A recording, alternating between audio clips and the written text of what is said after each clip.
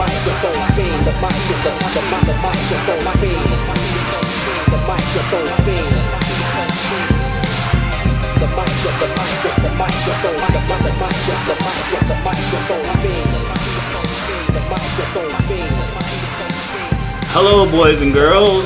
You're now listening to the PJTWCentral.com podcast thingies, and you're listening to Peter Talks Wrasslin with, and it's our old pal Nathan Neumann, aka at Headliner5 on Twitter. How you doing, big man? I can't complain. How's things going for you? Pretty decent. I can't complain. Getting off work, I'm like 2 beers in, so and I'm a little bit tired because I didn't do anything. You know when you drink so much, because I'm not like an alcoholic. Yeah. People, if you're listening, I'm not an alcoholic. I just like to drink out. So like times are a little hard right now. Like I'm still hit because like my tax refund got like offset. Like I was sitting back waiting for like a bunch of money to come through my taxes, and it's the first time I filed taxes because I've had like random jobs. This is like one of the first jobs I've had for like a long stint of time, for like a very long time. And good old Department of Education came a knocking, and they were like, "Nah, that ain't your money, dog. That's our money." So I know, dude, it stinks. That sucks. So by default, the hard times is because I was sitting back waiting for that money, and it was a slow. I'm still dealing with the effects of having at my job a very slow holiday season. So yeah. But other than that, the weather's nice, and oh boy. You're in Baltimore, aren't you? Baltimore? No, I'm not in no goddamn Baltimore. Where are you then? I'm in Greensboro, North Carolina. Oh, for some reason I thought you lived in Maryland. No, I don't live in no damn Maryland. Okay. I'm not gonna say fuck Maryland, but I'm Carolina, y'all. Greensboro, the hub. This is like a big hub, by the way. Like Greensboro in terms of wrestling, it's like a hub, and when it comes to the South. A lot of promotions came through the Greensboro Coliseum, and they still do. Raw still runs at least 2 shows a year here. Smackdown runs at least 2 shows here a year. They do like at least 1 house show a year. So Minneapolis is kind of getting that way too. Like there's a show in Hopkins for Ring of Honor next weekend that I'm going to on Saturday.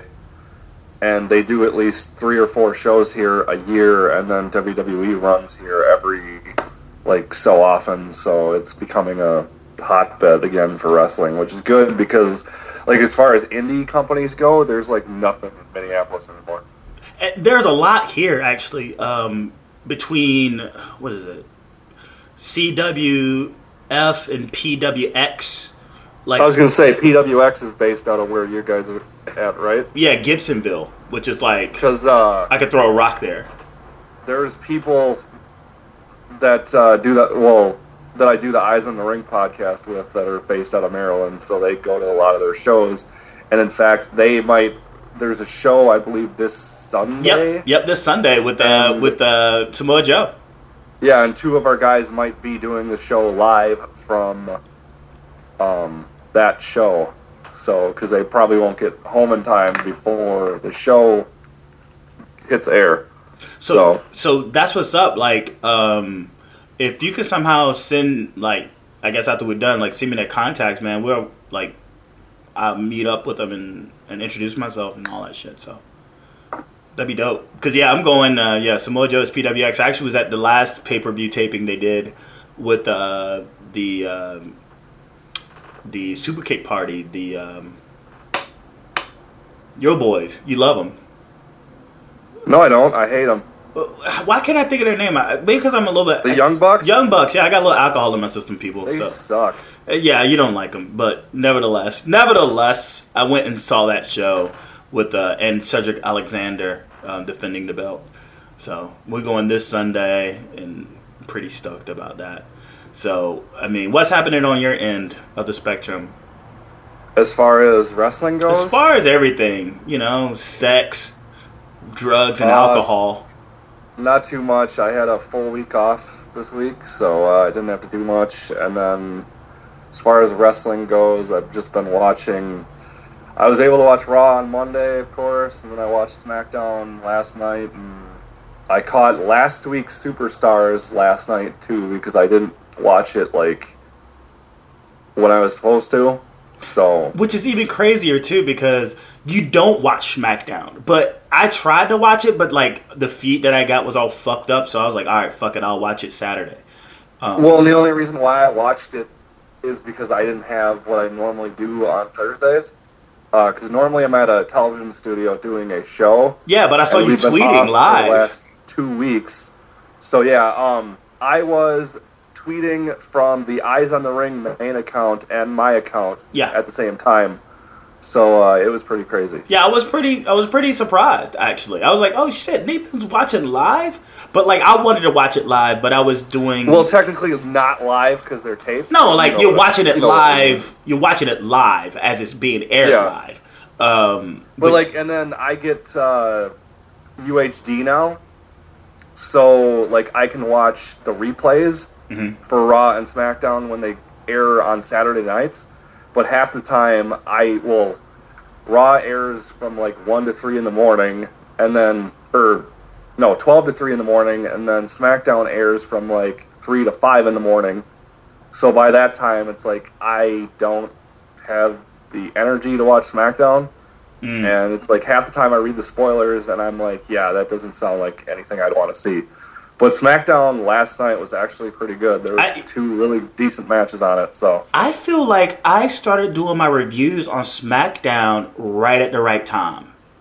There's some good things about to happen to SmackDown, especially the fact that Daniel Bryan. If they move the USA Network, yes. Yeah, we're gonna go there. We're gonna go there, but it's actually been pretty good because it's been surrounded by. Because SmackDown's always been the wrestling show, and it's kind of been loose though. They've been tying in ends with Raw, and I feel like when I started doing my review and watching SmackDown, is that it started with the whole IC belt chase, and the fact that the IC belt is going to be we talked about before, the IC belt is going to be basically the belt for SmackDown. And the figurehead is going to be who held it, which they were talking about Daniel Bryan.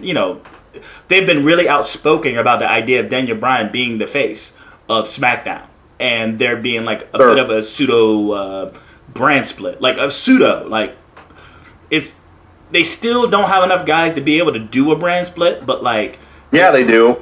Guys that they want a crap load of guys that they never use on a weekly basis. So yeah, but crap load of guys you want to see? Yeah, that's true.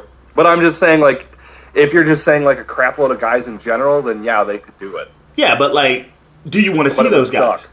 Yeah, that's what I'm saying. That means I'd have to watch Zack Ryder's talentless ass on my TV every week, and I don't want to do that. I don't get the hype around that guy. That guy sucks. Well, his hype is gone. It's been gone for quite a while. But even when he was, at the pinnacle of his hype. He was fun. This guy's a douchebag. Because it's fun. I think ultimately, because I got into it the same way I got into Jeremy Lin, the same way, it was fun. It was refreshing. It was something that it really sort of took my attention off a lot of things. I just sort of fell into the fun of it. And, once you really break down his character, it's a very fun character. It's what it is, but again, the roster right now, and if you want to really spread the people out, you take that fucking 7-man ladder match, and because that's what's been happening between, say, with the Cena open challenge to the belt and say what's been happening on SmackDown with, say, Ziggler and who else? Ziggler and Harper and all those guys. I mean, those 7 guys in themselves can do work, but like, you know, the guys at the top, like Cena. Well, I mean, because Cena, yeah, he has a mid card belt, but he's still at the top. He still gets his airtime. What they're doing with Roman Reigns and what they're doing with Big Show and what they're doing with Randy Orton, what they're doing with Seth Rollins. I mean, those guys are the main event right now, you know? And regardless of if there is a brand split or not, those guys are just going to get airtime regardless. But a pseudo brand split, we can get, you know, we can get Wade Barrett, and we can get more Dolph Ziggler, and we can get Daniel Bryan. Like, we can focus more on Daniel Bryan. And now with, like, the Lucha Dragons coming up with Kalisto, and then, like, what they're doing with Neville. I mean, there's definitely, like you said, there's definitely room that on the, there's space on the plate now to where guys that we want to see are going to get some airtime, especially, and also with the Divas, and, you know, what they're doing with Naomi. So you saw Raw, right? What do you think about Raw? What are your thoughts on Raw for Monday from London? Give me a second here, because I watch so much wrestling that I can't. I'm gonna have to pull up the results real quick. No, don't pull up the results. Just something that you remember. Like, I'll talk about it. What do you think about, like, the who did Neville? Sorry, it was the first out the gate was Wade Barrett and John Cena. Yep. I thought that match was really good, actually. Damn good. The only thing that bothers me about every time they book that match, it's kind of like when they booked John Cena and Wade Barrett, or not Wade Barrett, Chris Jericho. Mm-hmm. You know who's gonna win. Yeah. So it's like, it was a great match. It was my favorite match of the night, but as far as like unpredictability goes, there wasn't any. Oh yeah, I mean, yeah, the stakes are taken out with Cena, but at the same time, you take all of what happened at London, it was like a homecoming. They put everyone out there from either England or Ireland. They put anyone from that fucking island was on that show getting some rub. Especially, you know, Paige winning the Battle Royal, and the Cameron Hill turn. It's Cameron. I apologize. Naomi Hill. Naomi. Yeah, the Naomi Hill turn. I was so pissed when she lost, but when she came back in that motherfucker, I was just like, yes. You know what the best thing about Naomi's heel turn to me is? They can finally ditch that stupid Funkadactyl music. I hope so. They should have got rid of that music once Cameron got her separate music, and cause like I hate it when they do that, because whenever they split up a tag team, they'll stick whoever the heel is, or whoever turned on the person, or whoever turned on their partner gets new music, and then the person that got turned on would get still the default music of the team. But they were trying with Naomi, and I think what happened, they should have got rid of that music as soon as they got rid of Brodus, right? But they were still doing the whole Cameron thing. Now, what's great about what they're doing with Naomi is that, like, they really want to push Naomi, and she had an early push until she had her orbital bone fucking broken by Oksana. And then they took her off Total Divas. But I think they took her off Total Divas to actually give her more of a wrestling spot. Like, you know what I'm saying? And then they wanted to do the whole Miz adultery angle. And I think... Which was dumb. Well, I mean, nevertheless, I mean, it's not about... To me, it wasn't about the content. It's about the context. They wanted to give her a storyline. You know what I'm saying? And... Because because I guess Naomi and Jimmy, was it Jimmy or Jay? Jimmy. She's with Jimmy. I don't know, I can't tell them apart. Well, Jimmy, they're married, and I think they just ultimately said, no, we don't want to really go this route with our relationship and our career. And, you know, you would think, you'd be like, oh shit, next man up, right? they didn't do that with Naomi. They're like, okay, at some point we'll figure something out with you. And I'm glad they didn't just sort of go, phew, you know what, fuck you. You don't want to do what we want to do, then we'll just like do somebody else. And like, this is, for her to have this heel turn, it just tells me that they didn't give up on wanting to push her. And that surprises me because Mark Carrano's an asshole. So, I'm surprised that Mark Carrano. Have you ever seen an episode of Total Divas? No.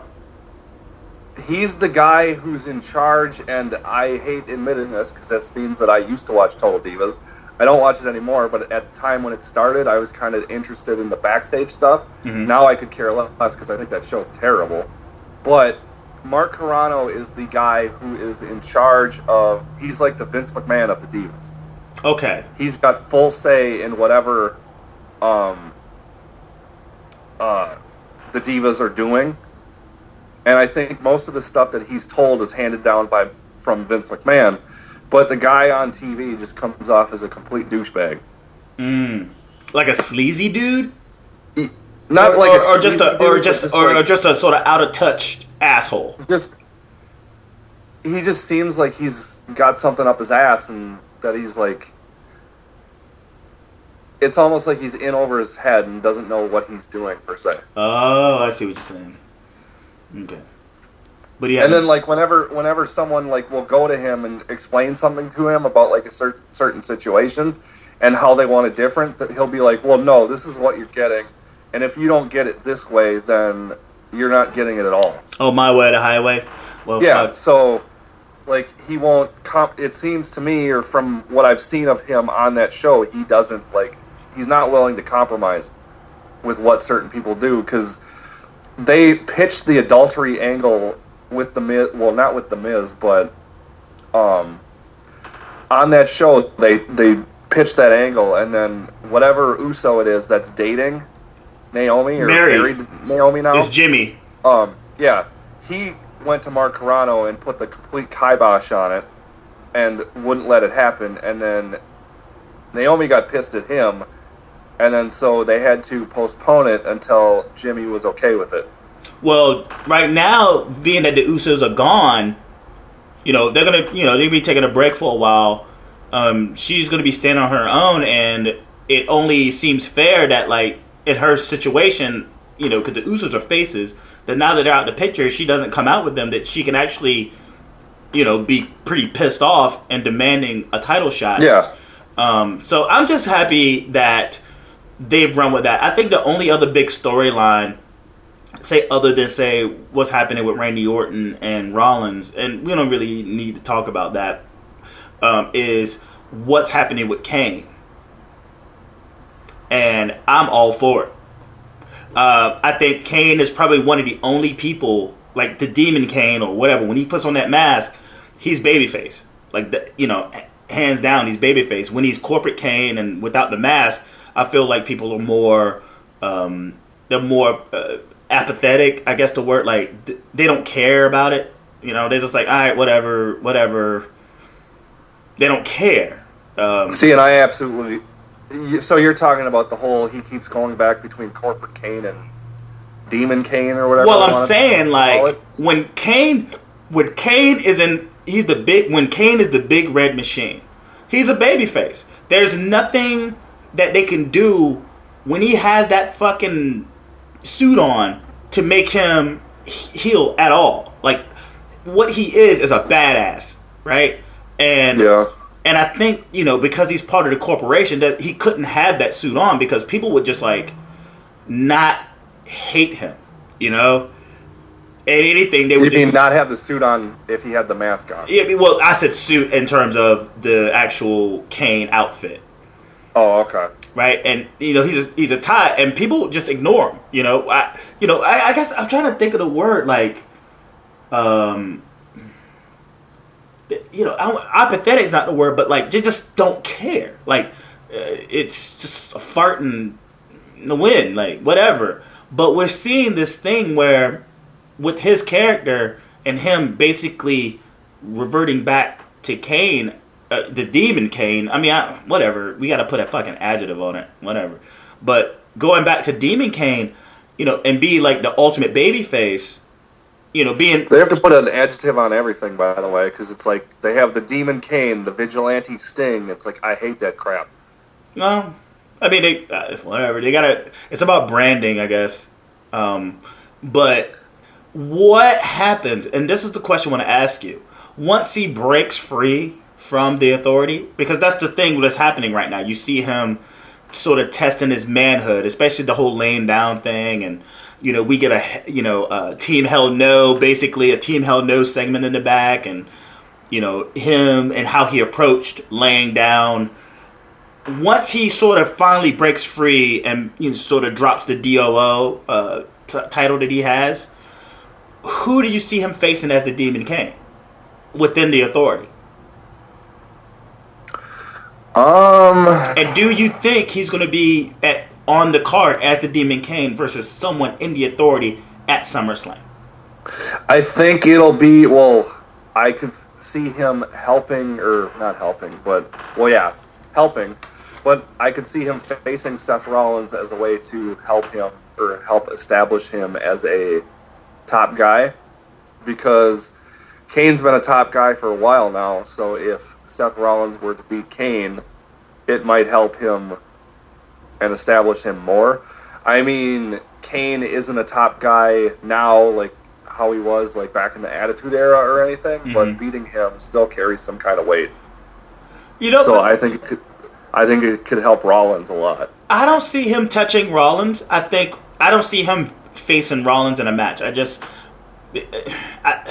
I don't know, because I'm thinking SummerSlam. What's in between SummerSlam and Extreme Rules? Like Money in the Bank. Money in the Bank, okay. And that's like, to me, like that's like, the Big Four now. Like they always talk about the Big Four pay-per-views. It used to be Royal Rumble, Survivor Series, or Royal Rumble, WrestleMania, Survivor Series, and SummerSlam. But I would take Survivor Series out of it and replace it with Money in the Bank. Because not last year's Survivor Series, but the Survivor Series before that, 2013's, got the lowest buy rate of any pay-per-view in WWE history. Which one? So, Survivor Series 2013. Oh. Because it received a crap build, and ever since then, they haven't classified that show as a big pay-per-view. Well, last year's did pretty well, and even the day... No, I know. I agree. Yeah, and they were talking about dropping it all together, but I guess they didn't give up hope. So I was thinking at some point he would probably face Triple H. That's what I was thinking. That could work, too. I think that could work really well. That would probably be a lot better than the Kane idea, but I'm just, like, the way my mind works, I never think of Triple H as a regular wrestler anymore. Because he only wrestles, like, 1 or 2 matches a year. Because that's what's going to have to happen. Like, the beef between, say, what Stephanie... Because Stephanie's the voice right now, and Triple H just kind of sits back and watches her kind of lay people down, until they sort of step up. They sort of, man up, and then he steps in and is like, hey. And I just see, like, there's going to be a defection between, say, how he's handling Rollins and him being like, whatever, fuck you, bitch. And Triple H being like, hey, watch how you talk to my old lady. No, sorry, I was talking to you. You're the bitch. Kind of a thing, And then that being something for at least either Money in the Bank or SummerSlam. Because, we all know that match between The Rock and Triple H is going to happen in Dallas. We don't know that. It's set in stone, dude. No, it's not. All right. If you say so. Until WWE tells you something's going to happen, nothing's for sure. Well, it's not like they've been telling us. I mean, like, they planted the seed of something even going down. Now... It doesn't matter. They planted the seed for Brock Lesnar taking on The Rock a while ago, and that never happened. Well, they were talking about Brock and Rock for Dallas, dude. They were talking about... Everything's been focused on Dallas. And no, they were talking about that for WrestleMania 31. Oh. Rock and Brock for WrestleMania 31, and it didn't happen because Rock tore his... WrestleMania 30. They were talking about Rock and Brock after Cena Rock 2, and it never happened because Rock tore his abdominal muscle, and they decided not to do it. Yeah, doing. I don't think Rock's gonna wrestle again. Oh, he's gonna be in Dallas. Oh, he's gonna be in Dallas, but I don't see him wrestling. It doesn't matter what you see. He's gonna be in Dallas. You bet your money. He's gonna be. Yeah, he's gonna be in Dallas. Doesn't mean he's wrestling. I don't want to see him wrestling. He's in the ring and he's gonna be in it with Triple H. But nevertheless, all right, let's move on. So, do you want to see that match? Yeah, of course I want to see it. Why? Because why not? Because you've seen it a million times. No, I haven't seen it recently. It doesn't matter. It does matter. They did it every freaking week in the Attitude Era. No, it doesn't. Is someone still living in the past? How would it be different today? It wouldn't. It would. It totally would. I think because it's just because Rock he's in his thing. Triple H is in his thing. I think. I mean, obviously it would be smoke and mirrors type of a match, but nevertheless, I think it would just be fun. I think it'd be fun. I have no interest whatsoever in that match. You have no interest in anything. So they snatched Daniel Bryan's reckless ass from the tour. The rest of the European tour. Yep. Your thoughts on that, and what do you think is going to happen with Daniel Bryan, say, moving forward in terms of in-ring action? Because this is something we've been talking about. I've been talking with you, talking about Jake, is that like the fact that we're on pins and needles while he's in the ring doing like just the most reckless shit, or facing guys where he puts himself in like, you know, he exposes his neck and his neck gets a lot of bumps and bruises. Say take what happened with what's been happening with his feud at one point with Harper. You know, do you think something's wrong, or do you think they're just saying like, we got to give you an ultimatum about it, you know, when we get back to the States? Well, I'm hearing that I'm reading, because I hate when people say they're hearing when they read stuff. I've been reading, and normally I don't read dirt sheets, but I've been reading that he's a lot more hurt than we're led on to believe. And that he might, like, he basically came back too fast, is what I'm hearing, or reading. And if he, like, because if you notice, like, when Steve Austin was injured, when he had his neck problems, he had the surgery, he came back and he had to change his style. And usually when people get neck surgery, they come back and they change their style. Daniel Bryan hasn't been willing to do that. Yeah, that's what I'm saying. And he needs to. Yeah. Because if he doesn't, and I mentioned this last night on Wrestling Heads Radio, you can follow them at Wrestling Heads. But I said that if he doesn't change his style, and I hate to even bring this up and bring this other guy's name up, but we could have another Chris Benoit situation on the horizon. Well, not that he's like that he's gonna kill anybody, but his body could break down, and who knows what could happen. Well, the difference between, say, Chris Benoit, and I know you're not making that comparison, the difference between Chris Benoit and what he was dealing with versus what Daniel Bryan's dealing with, he's dealing with neck surgery. Chris Benoit was dealing with like multiple upon multiple concussions. But the other thing I've heard is that, and Daniel Bryan has said this too, he had 15 concussions prior to even getting signed to WWE. Yeah, because of his reckless style and him allowing... in Ring of Honor. Yeah, well, him allowing the guys that he go up against to really put a hurting on him. I mean, I can only... because I didn't watch ROH when Daniel Bryan was there. I can only imagine that he's somewhat, like, turned down a little bit, you know? But still, to the average Joe, to me, to you, you know, well, not to you because you're the average nerd. Whatever. to anyone who's sort of generally new to the whole independent scene, right? Or that didn't get the opportunity to see, Punk and Bryan and Cesaro and all those guys. Who's this Punk guy you talk about? I know, right? And Phil heard of him. and Cesaro in the Indies, we're just now catching tapes of him now. Say what he's doing now, we go like, damn, he's pretty fucking reckless, Like we could only imagine what he was doing with ROH and say with he wasn't. It's funny that you say that. He wasn't that reckless in Ring of Honor. He was more. He went by the name the American Dragon, Bryan Danielson. Mm-hmm.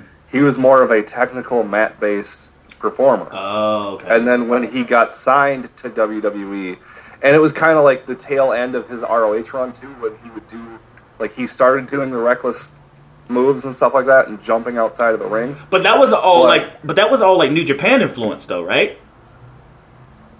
No, I think that. Well, it was probably Kenta's influence. Okay, I see what you're saying. Because if you notice, like everything he does is stuff that Kenta. Yeah, but he didn't face Kenta in ROH. He faced Kenta in New Japan. He faced Kenta in ROH too, though. Oh, I didn't know. They did 2 matches. Okay, I didn't know that. I just know that there was one in Noah that they did. Noah. And there was another one they did in ROH. Yes, because Kenta's a Noah guy. Well, I'm just saying, like, I just know that Daniel Bryan did a stint in Japan. So, I mean, yeah, and he probably got an enlightenment, very much like, say, when Jericho went to Mexico. Like he saw this style that was going on, a really, stiff style, hard style, a lot of not necessarily like over the top aerial display, but like a very vicious aerial display. Really sacrificing your body versus, doing some cool move in the air kind of a thing. And like he brought that to the WWE, and it took a while. I mean, it took a while for the Daniel Bryan that we see today. Like, what I'm saying, like the Daredevil that we see today, because it took him a while to sort of rise through the ranks to really showcase what he wanted to sort of showcase as an individual. Thank God they gave him the opportunity. But I think it's like Frankenstein. Like he's Frankenstein in terms of we made this monster and we can't, the monster's going to kill himself. Like he's given this opportunity to really like give great performances, and he's willing to sacrifice his body for. And unless we stop him, he's going to kill himself, kind of a thing. Like the more and more that I think about it, the more his career mirrors Chris Benoit. Because Chris Benoit won the world title in a triple threat match for the very first time at WrestleMania 20. 10 years later, Daniel Bryan did the same thing, triple threat match, WrestleMania 30, although he wrestled a match prior. And then Chris Benoit's very first opponent as world champion was Kane. Mm-hmm. Daniel Bryan's very first opponent as champion was Kane. Yeah, I've seen that. I've seen the memes of that. Yeah, there's a lot of, and it's scary to even think about. Well, I mean, once you even think about it, even before the...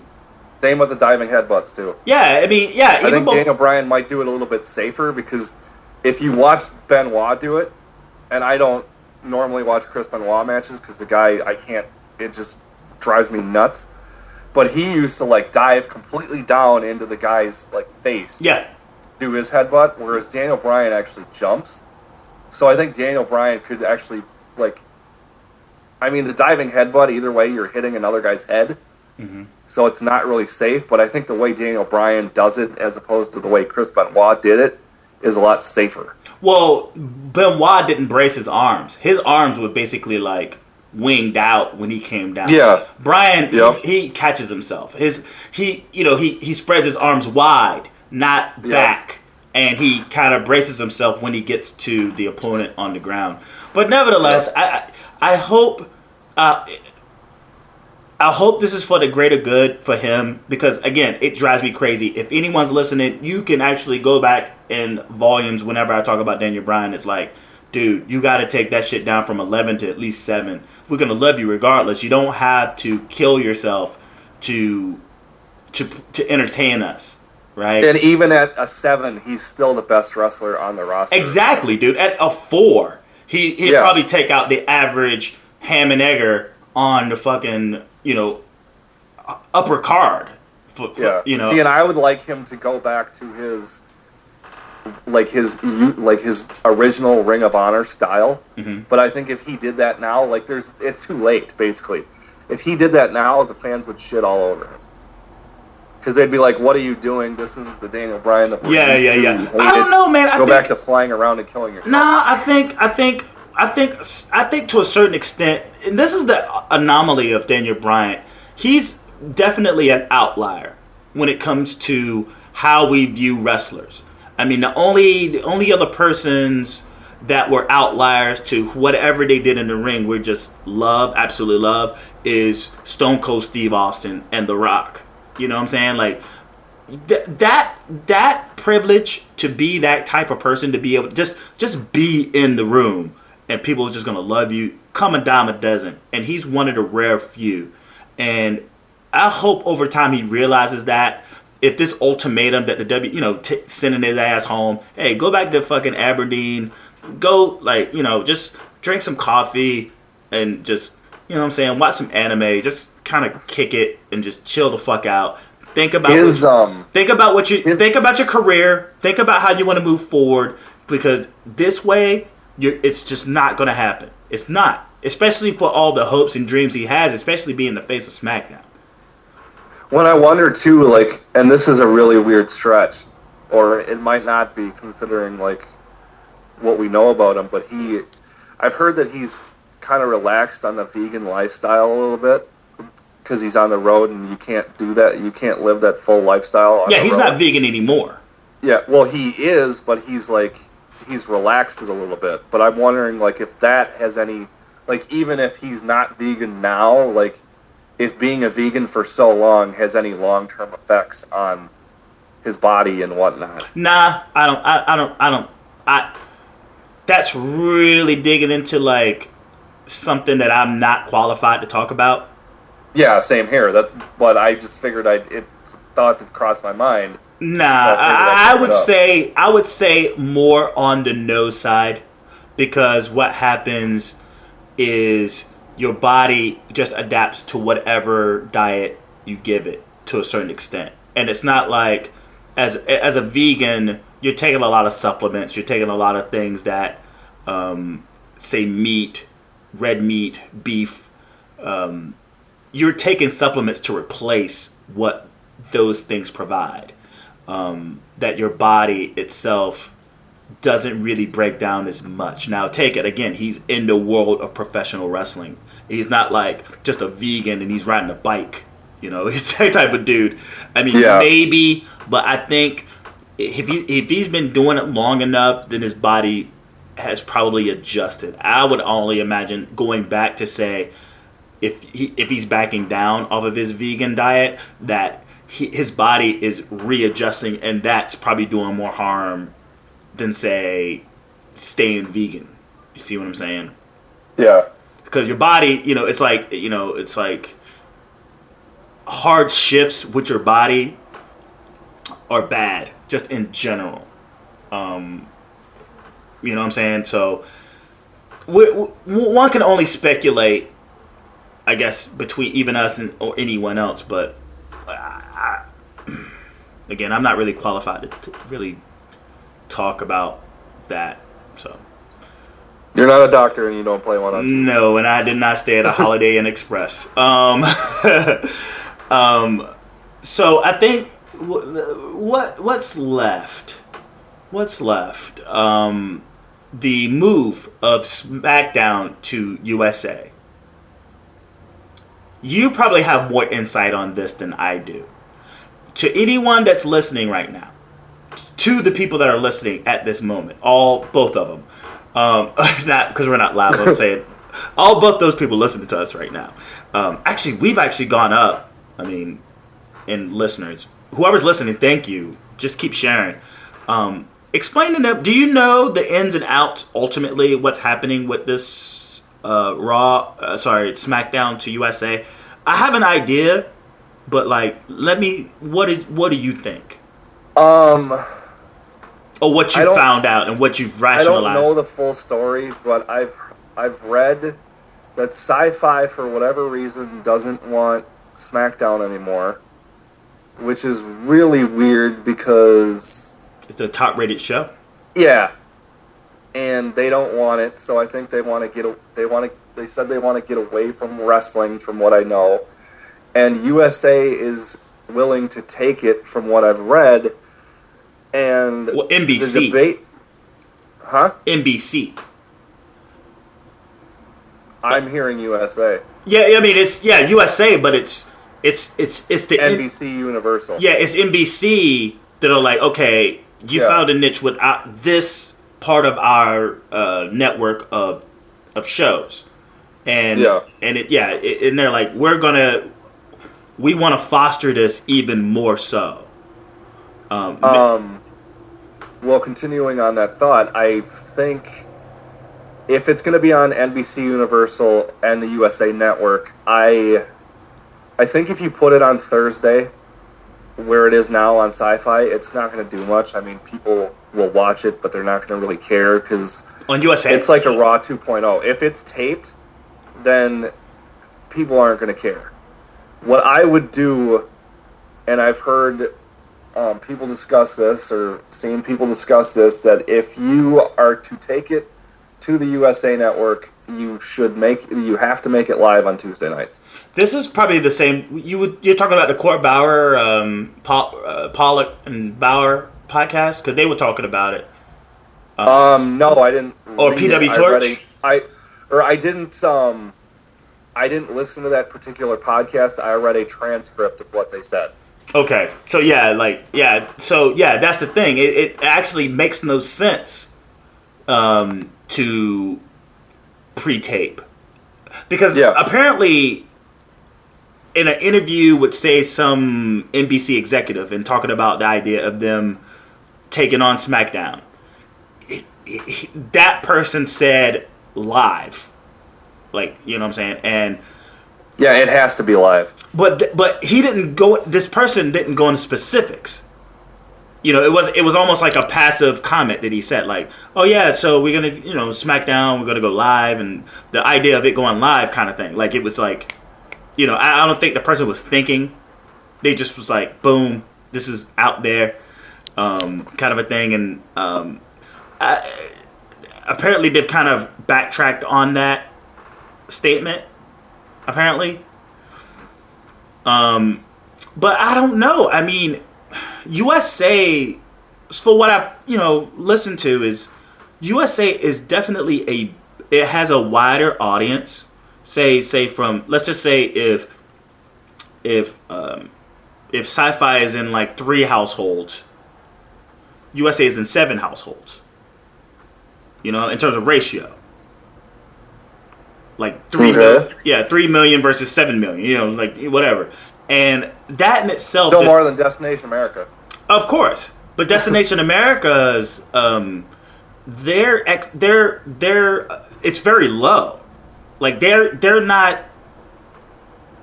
their whole thing with Destination America is that it just exists. And they have a ceiling of what they expect out of people actually tuning in to their channel regardless, right? Speaking of Destination America, and I hate to switch the subject to TNA, and I don't want to go too much into this. You don't have to. Just say what you have to say about it. Yeah, but because it's TNA and they suck. But from what I've been reading, TNA or Destination America will not allow TNA to do their tapings outside of the United States. So they have an issue with them going to the UK, and TNA makes, like, their fan base is a lot better over there than it is here. So that's where they make the most money. and Destination America is saying, no, we're called Destination America, therefore you can't go outside of America. That would be hard for me to believe.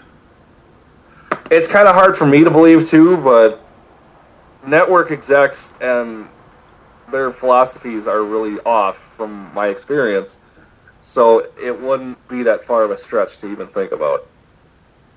I don't know. I think what that is, let's just say that's the case. I think there's a lack of representation for TNA to be able to sit in an office with like Destination America. What is that? The Discovery? Is that Discovery? What is that? Nat Geo? Yeah, it's one of the Discovery networks. And okay, so it's Discovery, like right? A third of, because you're not dealing with like wrestling people. You're dealing with people who deal with everything but wrestling. And they're taking this on as just, something that can put money in their pocket. A little bit of more money in their pockets. And it's going to boil down to, let's just say, take this scenario is truth. It takes TNA to have a publicist walk in to Destination America office and say, hey, here are the numbers, here's this, here's that. For them to just say outright, like, no, we don't want you outside of America, that just seems really weird to me. Because dollars make sense. That doesn't make any sense for them to sit back and be like, no. Like, that's not how television works. That's not how arts and entertainment work. So it just sounds weird. I mean, I'm not saying that you're coming up with this idea, but however this got out, like, no, I'm just saying what I've read. It makes no sense. Yeah. Like, why would someone have problems with someone going to get money? That's just weird to me. Yeah. No, I agree 100%. Okay, so, I mean, I'll just leave it in terms of how I feel. I just go, no, I think that's a rumor. I think that's not true. I'm not saying that it's not true, but it's not true. So, until I get some solid fucking information on something as kind of silly as that, I just leave it for what it is until I hear something different. But back to NBC, I just feel like this person said that it was going to go live. They kind of backtrack on it because I think, you shouldn't be speaking like that. You don't want to get people hopes up because they're not even on the channel yet. It's all speculation. It's all up in the air. It's just the idea that they're going to return. Now, what they're saying... Well, they're on the channel, but the show itself is not on the channel. Well, yeah, they're saying Smackdown is not on the channel. And it would make sense for them to go back-to-back Monday and Tuesday. But what I've been hearing, too, is that USA, if this deal is done, USA wants it live. They don't want it to be taped. Well, if they're willing to put up the money for it. And I think USA is on board with it, so it could go either way. But it can't be on Thursdays. It cannot be on Thursdays. No, I know. That's why I'm saying it. Well, SmackDown is taped on Tuesday. Yeah. So if they go live, it has to be on Tuesday. They wouldn't go, you know what I mean? If they decided to go live on Thursday, that's not going to work because it's going to throw off their entire week's schedule. Of course. So, but that's the thing, and something that Jake brought up in this past Peter and Jake Talks Wrestling is that, like, they're going to have to go to, like, 1 hour, or Raw is going to have to go back to 2 hours. Like, no, they don't have to do anything. That's why, I remember him saying that. And I go, like, no, I think this is all USA, NBC, Universal. Like, they love WWE, and I think even more so now after what they saw out of Levi's Stadium, with the sellout of Levi's Stadium, they see an audience, not only a television audience, but they also see a live audience, and I think they want to be there for that.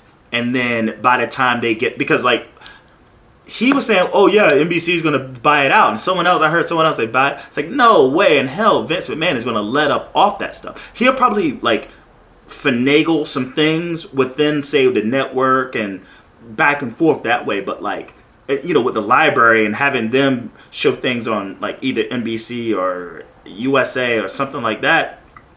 But like, that's always going to be a McMahon owned property, always and forever.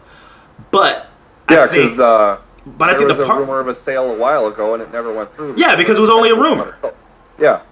Now, but even if it was true, or at least half true, Vince McMahon wouldn't let it go through because I think he wants to own the company until he dies, and then after, like, once Stephanie McMahon and Triple H take over fully, I think they'd have the option to sell, and if they wanted to, I don't think Vince McMahon would. I don't think that's going to be. I think the shareholders, depending on what happens and the influence or what have you, it'd be in a will. You do not sell this fucking company.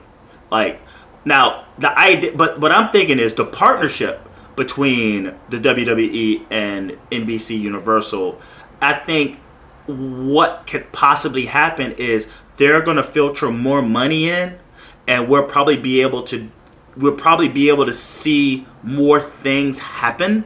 Like, I can't put my finger on it, but I just feel like that's just more money in the pot. Now, more money in the pot means more influence. But I don't see. I see in like, okay, you want to give us this money, you want us to do these things. We can actually broaden this thing out, and you can share, your share of the pot. But I'm just all excited to see where this could possibly go. Now, I couldn't tell you what it is, but something big is in the works. Something extremely big is in the works, being that now they're taking on Smackdown, the WWE Network, and all these rumors about them even selling it because people were looking at the success or non-success of the network. This network is going to be just fine. Well, it's already broken even. Like, they have 1.3 million subscribers. They only needed 1 million to break even, so they're making a profit. And anybody that says that they're not are idiots, and it's only going to keep growing.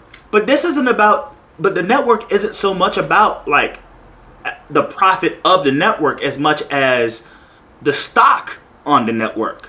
That's why they're giving it out for free. It's not about. I mean, it's the money they make off of that network has everything to do with the stock that's in it. Not how much the money they make off of the consumers. When they walk into an office, like, hey, look, we got this many subscribers. The guys in Wall Street are like, yeah, that's cool. We can keep trading this. You know what I'm saying? We can keep the stocks on this. And that's all that's really important because that's where they generate their money from the network, not necessarily like subscriptions. Because no one says, like, oh yeah, this much money they make off of it. They'll talk about how much money they lost on it, but they won't ever talk about how much money they made on it because that's not the important part. They still, even if the network turned out to be a big loss and it's turning out not to be that way, they still won't lose as much money as they did on the XFL venture. So there's that to think about. But that's not even on the radar of like success versus what they were trying to, that endeavor versus this endeavor. This endeavor, the WWE Network, is going to change everything. Like it already has. Like the Wrights brothers, the Wrights brothers and like fucking fire, like, and the invention of bread. Like the only other model they have that exists is what's happening with MLB and the Fight Network. But is the Fight Network a standalone network or what? I don't know that much about it. No, I don't think it is at all. I think the WWE is the first. And well, even if the Fight Network was the second, it wouldn't matter because WWE already beat them to it. Of course, and that's what I'm saying. They're the first. And that's what Vince McMahon wanted to do. That's why he was so like. Because if you remember, the WWE Networks was supposed to launch on the day of WrestleMania 28. Yeah. And because Vince was so, like, I want to get this out there, chomping at the bit just to get this thing to go live. And that's why he, like, eventually he had to hold it off, and then they announced in December of 2013 that it was going to be a thing. Because they eventually tried to figure it out. Because And like the thing with the network too, like when it was originally going to be launched around or the day of WrestleMania 29, they wanted to put it on like, I don't know if you ever had the WWE 24/7 deal that they did through on-demand service. No, but I know about it. But I had it. But what they wanted to do was make it a cable station. Mm-hmm. And they had all this idea for the network. And what the problem was is they got all the caveats of the network figured out, like how they wanted to run it. They never even bothered to sell satellite providers on it. So that's why we got what we got for the network. Yeah, which is the best. Which is actually for the best. Because like if you live in Canada, their network is a TV channel. Yes. So it's like they don't have the on-demand stuff that we do. Of course. And I'm just saying, in general, for the network itself, it is, again, it was the first people that did it is baseball, MLB. And we're actually, the WWE is actually running off the same server as... Yep, MLB runs their network. Yeah, MLB basically runs their network. And this can change everything. I mean, like, everyone's sitting back waiting to see what happens with the WWE. CBS, maybe even NBC, maybe even ESPN. You know, like, they're all waiting to see how this turns out. AMC, HBO, Showtime, they're all waiting back to see what's going to happen. Yeah, because as soon as they figure out that it's a success, they're going to jump all over. They're going to, and you know what? DirecTV. And there's going to be over-the-top streaming services all over the place. And DirecTV is going to die. And Time Warner Cable is going to die. Because it's like, you know, they've done surveys of people, and like, why do you have this cable or, you know, service? For ESPN, for AMC, for CBS, for sports. Well, and it's kind of dying out now because I've, like, people that I talk to on Twitter, like, they don't even have cable. I don't have cable. I don't even have a TV. I stream everything. Everything. Yeah.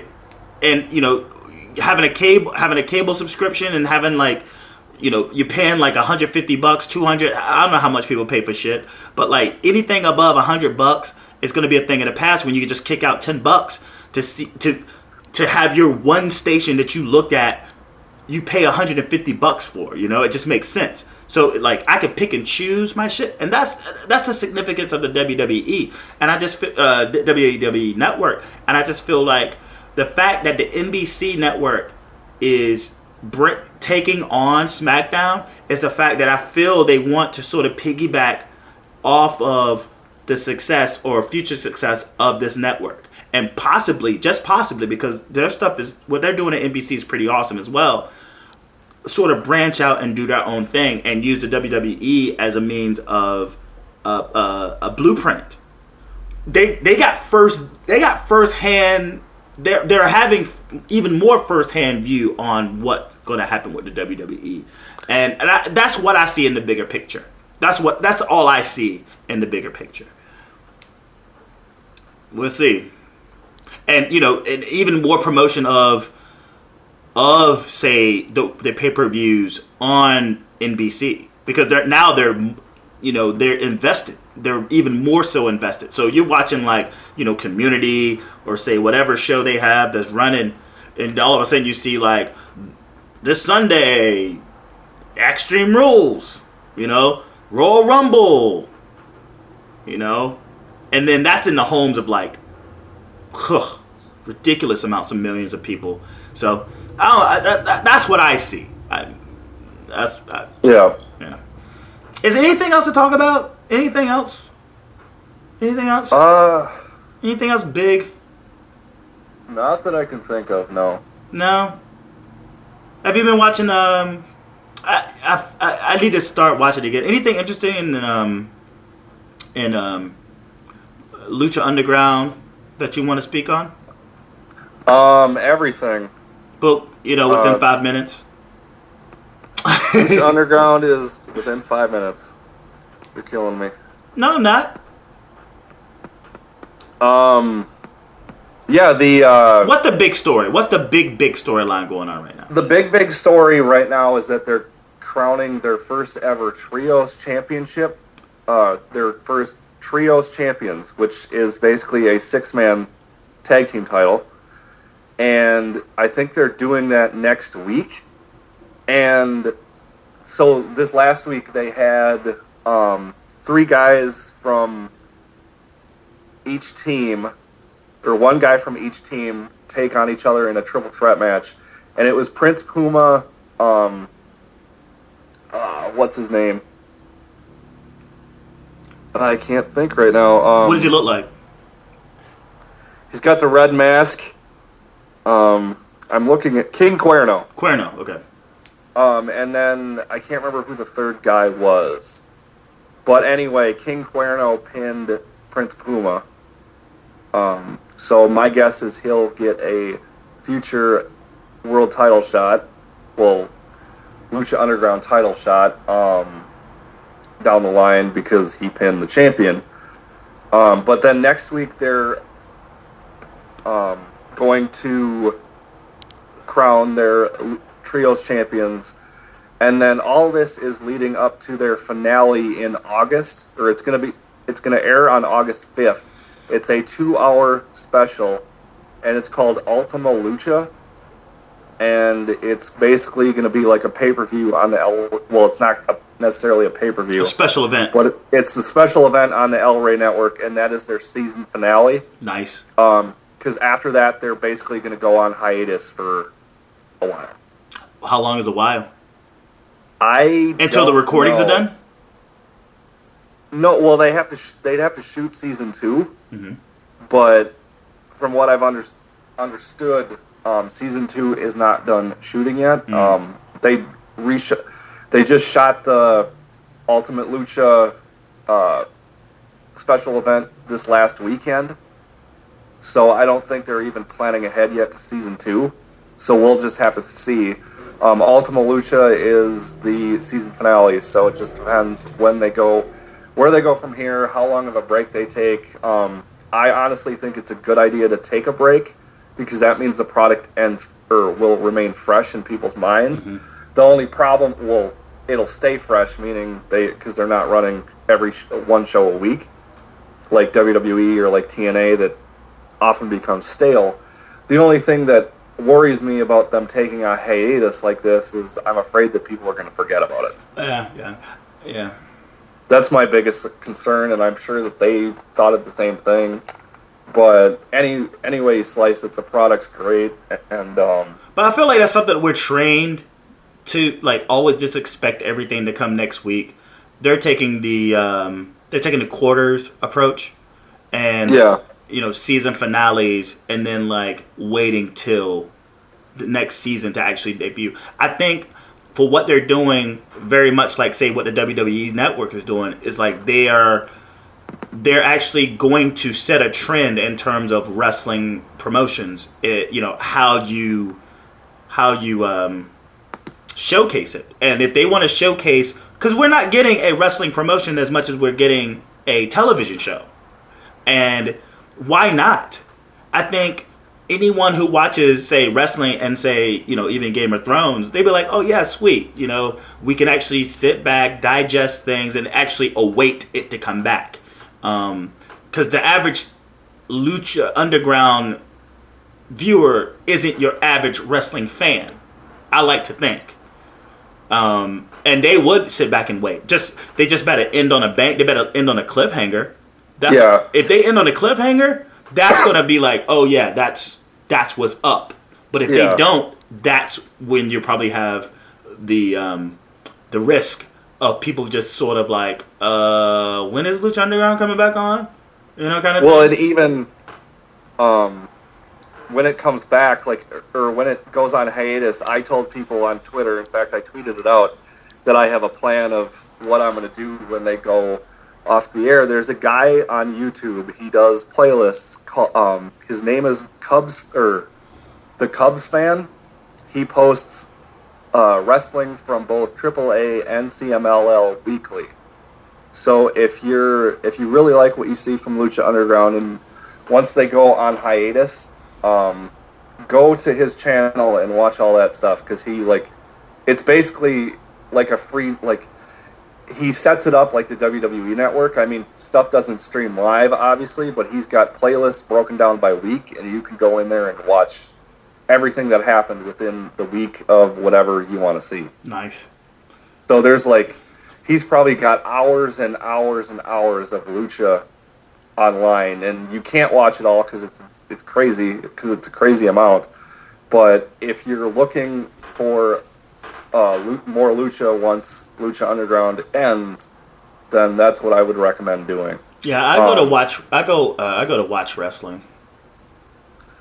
I haven't watched that, or I haven't watched anything on that site since the WWE Network came out. Oh yeah. But they do everything from they do all of it. They do New Japan, they do Access, they do the pay-per-views, they do Lucha Underground, they do ROH. I mean, it's pretty dank. But I think just one more thing, and this is what we talked about before we started recording, is they're about to clean house over at NXT because they just signed like 11 new people. Uha Nation basically being the biggest name on the on that 11-person signing.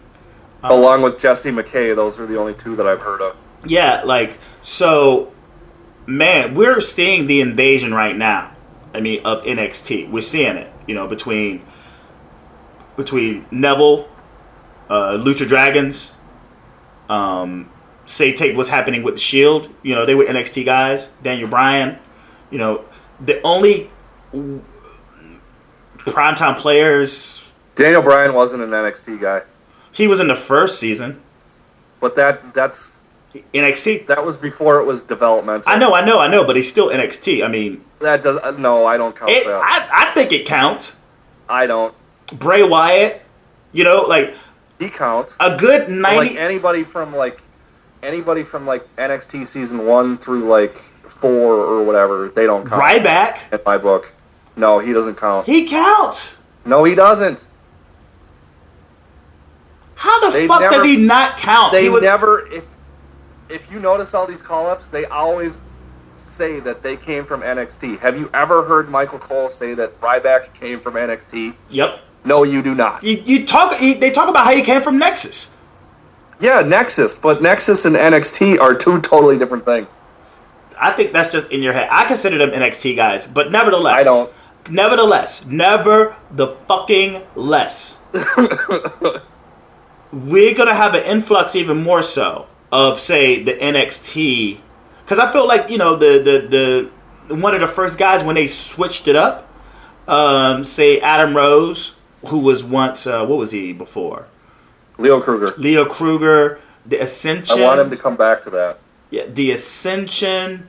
Those guys were one of the first guys. But once you look at it, the landscape of the WWE, say Raw and SmackDown, outside of R-Truth, Cody Rhodes, John Cena, Big Show, Randy Orton. That's it. That's it of the last of the non-NXT dudes. Of Zack Ryder. He doesn't count. Oh God. But you see what I'm saying? It's very far and few of the guys that are on the roster now. And now that these 11 people, they got to make room for them at some point. And so we bring up, Sami Zayn. We bring up Finn Balor. We bring I think Hideo Itami would be the Hideo Itami, Tyler Breeze. But I'm just saying, they're gonna have to do an overhaul, especially and even with the divas. Those girls gotta come up soon. We'll just see, dude. 11 people. Charlotte's gotta come up first. 11 motherfuckers. 11. How many on the list were female? Do you know? I think 2. Okay. And then they got the Divas search. Well, the good thing about that is it's on the network and I don't have to watch it. But nevertheless, they're going to somehow make their way as a women's within the women's division, And it's they're in dire straits on the main roster right now. Just what we need is more Eva Marie and Camerons in our lives. Nothing wrong with Cameron. I just hate how they got her booked. It's awful. Yeah, it's stupid. It's just like I just feel like she's a naggier version of Sasha Banks. No, that's a disservice to Sasha Banks. I didn't say she was. I just feel like she's a more naggier, like just really narcissistic, full of yourself, sassy type of person. And that's what Sasha Banks is. Yeah, but not in a good way. I'm just saying. Cameron, not in a good way. I'm just saying. I mean, I don't know if I'm not sure if Cameron's gonna end up just being like a personality somehow. But like once she could be because she can't wrestle. Well, between say what happens with the divas there, between Sasha, Bailey, Flair, and what's the Scottish chick? Becky Lynch. I mean, they're gonna have the Bellas are gonna be on. I mean, what do you do with the Bellas? What do you do with release them? Yeah. There's rumors floating around that they want to leave anyway. Well, I don't think they want to leave. They're getting older, and their contracts are sort of coming up, and I think that's how the season finale of Total Divas ends. Because good, they're worthless. Because Nikki actually wants. It's either Nikki or Brie that wants to have kids and kind of thing like that. And so let's just say they go away. That's 2 spots. That's 2 big spots. Like, huge. And who fills those spots? My top picks from NXT would be Sasha and Charlotte. And I'd throw Bailey in there too. Yeah, I put them all in, even Blue Pants. But so last question: Are you excited about Extreme Rules? I am, because it's a pay-per-view. I always get excited for pay-per-views, but I'm a little less excited because this one's free. Mm-hmm. So, Survivor Series, when they did November free, that was a great pay-per-view. But they got something up their sleeve, man. On the main event alone, that was a great pay-per-view.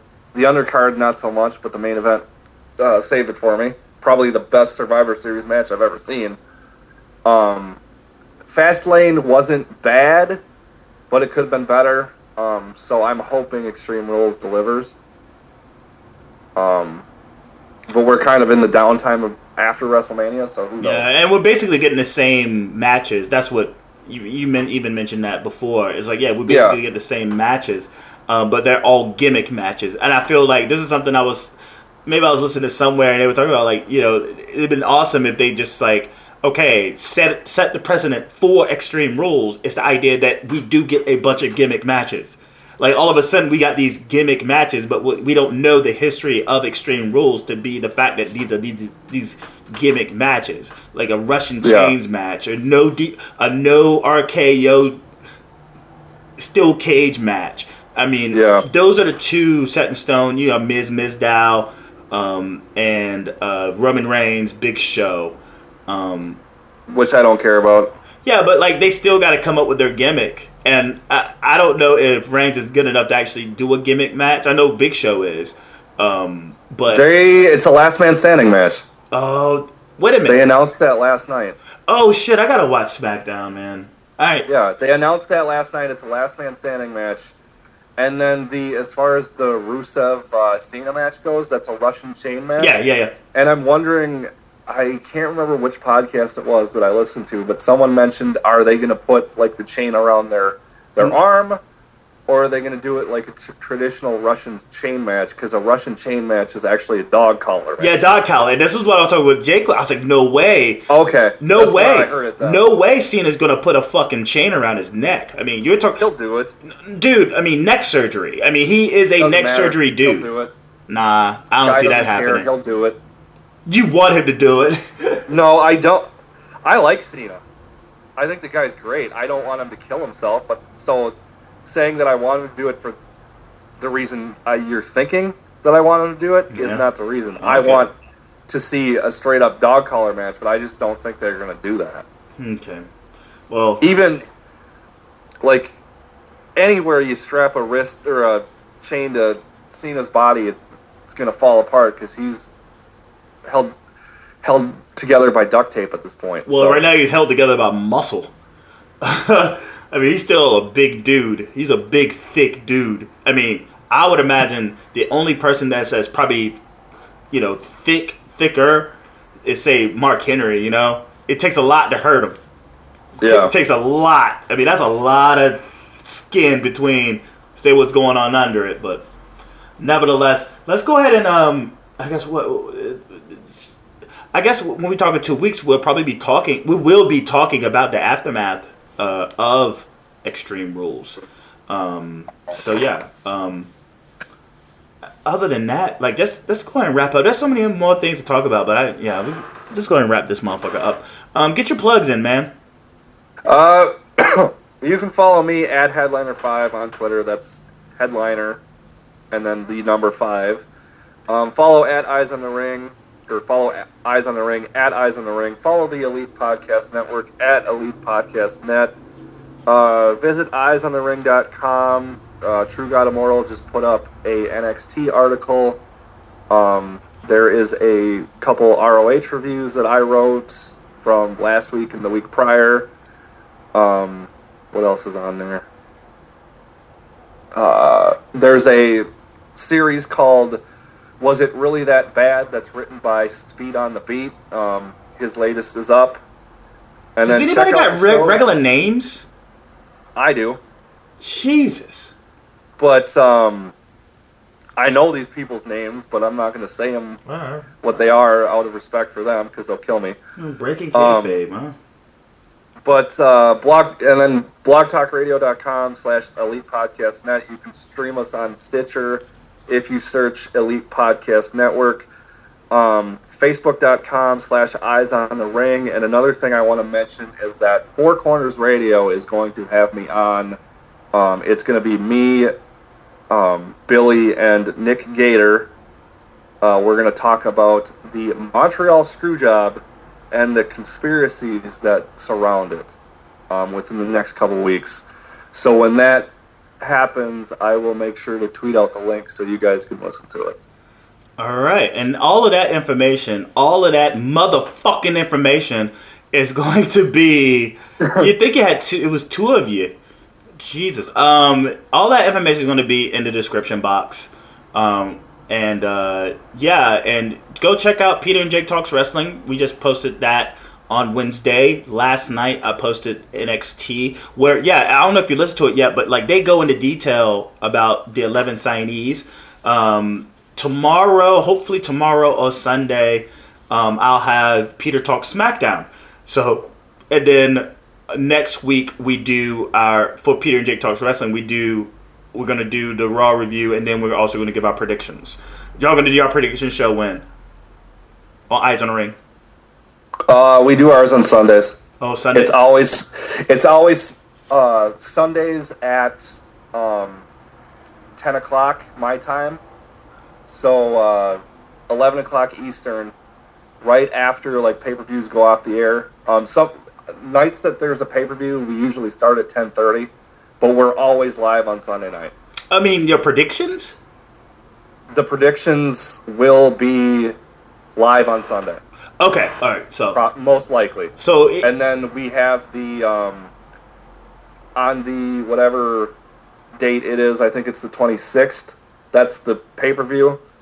So we'll have a live reaction show right after the pay-per-view goes off the air. So be sure to check all that shit out. Again, if you're interested to listen to more, check out more what Nathan's doing. Headliner 5 and Eyes on the Ring Elite Network. Be sure to check all that shit out. Again, it will be in the description box. Again, I like I said earlier, I've noticed the influx. I've definitely seen more people checking out what we're doing on SoundCloud and on Stitcher Radio. Thank you so much for checking us out, whether it's what I'm doing or what he's doing. Best way to help us out even more is to like us, subscribe, thumbs up, heart, leave comments, all those fucking things, man. Like, there's so many wrestling podcasts out there. So if we're actually able to niche out an hour and a half of your time, we're very, very, very grateful for that. And without further ado, on behalf of Nathan Neumann, last words? I don't have any, so I'll see you in 2 weeks as we talk more stuff. Yeah, nerd. That's your. I will say this though, I've done 4 podcasts this week. So I did Eyes on the Ring on Sunday, I did Wrestling Heads on Monday, and Wrestling Heads again last night. So this is the 4th one. So now my voice is tired. So I'm gonna be a mute for until Sunday. Yeah, go watch some fucking Screw Attack, man, on YouTube. Have you seen that shit? No, I haven't. Dude, just type in Screw Attack and go to the Screw Attack YouTube page. It is like the most amazing thing I've seen in a while.